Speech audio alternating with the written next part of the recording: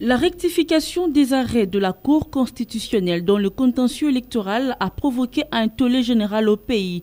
Julien Paluku, président national du regroupement politique AABC, parle d'un coup de poignard dans le droit positif congolais. Avec ces arrêts, la CENI et les Congolais retiendront que sans seuil de représentativité, on peut être proclamé élu.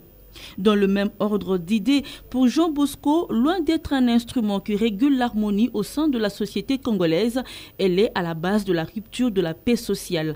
Et d'ailleurs, Mouindo Roger s'interroge quel exemple la Cour constitutionnelle donne aux nouveaux étudiants en droit.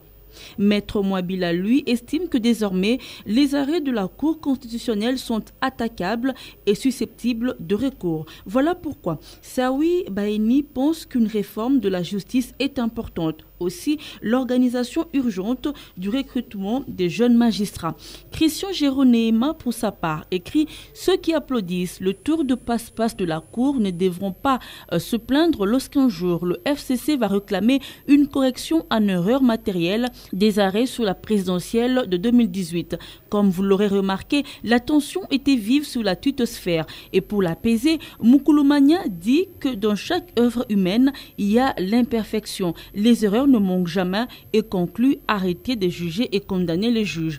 Eddie Chimanga est du même avis. Il estime qu'au nom du réalisme politique, il y a un choix à opérer entre la paix sociale et le juridisme constitutionnel. Et pour conclure ce dossier, Berit Yakitenge note que la Cour a tenté de redorer le blason terni. Il n'y a pas de honte pour bien faire ou se corriger. Un autre sujet qui a fait la une de l'actualité, ce sont les mesures prises par le ministre provincial de Kinshasa, Tengelito, heure d'ouverture des bars en semaine de 18h à 23h, samedi de 18h à 23h, dimanche de 11h à minuit, révèle le tweet de la police nationale congolaise. Pour Joe Lobeya, c'est une décision irréfléchie car il n'y a aucune alternative derrière.